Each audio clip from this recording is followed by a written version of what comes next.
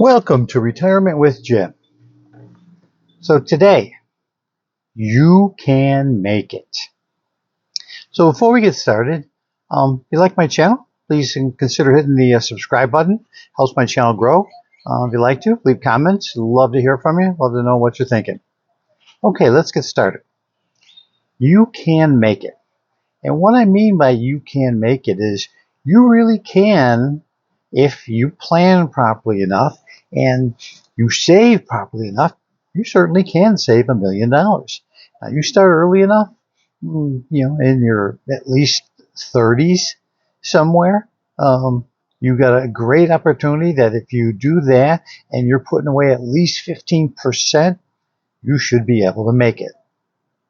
Now, that might, everyone likes to think that'd be their goal. Hey, save $1 million, retire, and that's a great goal to have. But certainly, even anything slightly under that, you easily could hit, $500,000 to $700,000 saved in your account, which you could easily make work for you and be able to live on in your retirement. Today's retirement, it's a lot different than it used to be.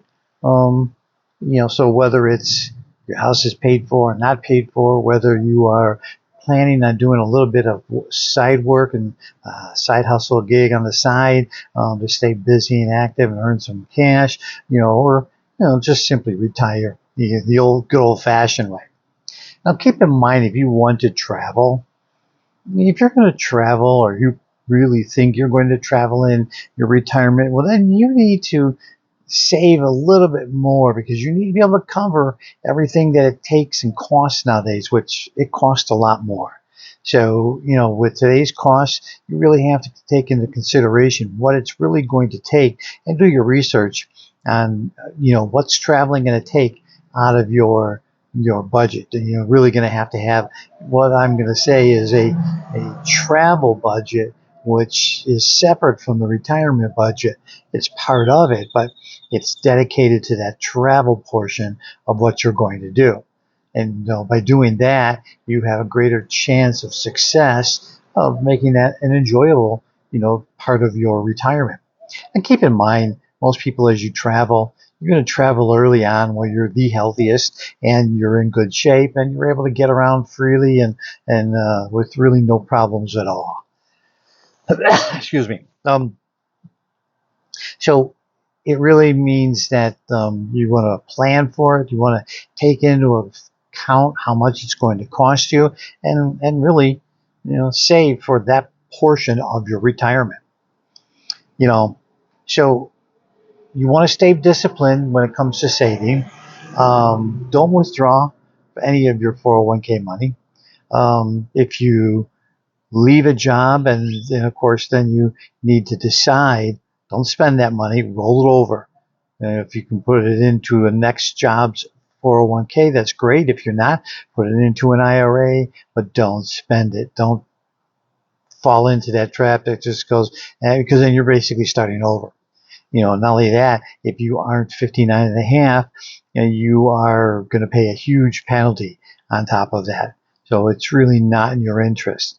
It's an easy thing to do and it's an easy trap to fall into, but it's one that if you're careful and you roll it over or you put it into an IRA, you're protecting that future. You really are. Along the way, get help. Get help in your investing. Make sure that you are making the most. And, if you have to, most companies, if, they have, a 401k, they have plenty of help available that you can, get, help investing on. Along with that, you could look at getting help, but make sure that the help you get is someone who is going to, I want to say, be fee-based and has your best interest in heart. So as fiduciary, they are obligated to help you and put out all of their costs. And if your costs are a flat fee-based rate, well, that's probably better than any kind of percentage of what's in there. And you don't want them to continually keep making money off of your money as it grows. You want advice and you want help, but be smart about it. The other thing that'll make your your retirement really a lot less stress-free, seriously consider a long-term care insurance policy. It will help you in the long run have a greater peace of mind, and it can be an absolute lifesaver in regards to your money. So a lot of people just don't plan for that, and we're all going to face some kind of medical issues as we get older. Hopefully, if you're one of the lucky ones, they'll be minor and easy to work with and deal with. But in many people's cases, they're not, and they're serious and they're life threatening, let alone life changing, and they really can hurt financially. So really consider a long-term healthcare policy that will look at what you need when you're really I'm not going to say disabled, but certainly hurting at a time where you can eat up a lot of your money, and it can really have a terrible effect on your lifestyle as well as your overall retirement. Along with that, be happy with the life you have now. Don't work yourself to death. You want to be good, you want to be happy, but you want to go enjoy your life now as much as you can. So be happy with the choices that you're making in life, and right now, and enjoy your life. Don't wait till you're retired to start enjoying it. Start enjoying it now. You really can, have a much more enjoyable life if you start having some of that fun now. So keep in mind that, you can do a lot of things now that you would possibly be doing in retirement. So keep that in mind, that you don't have to wait for retirement. You can actually start it now. So let me know what you think.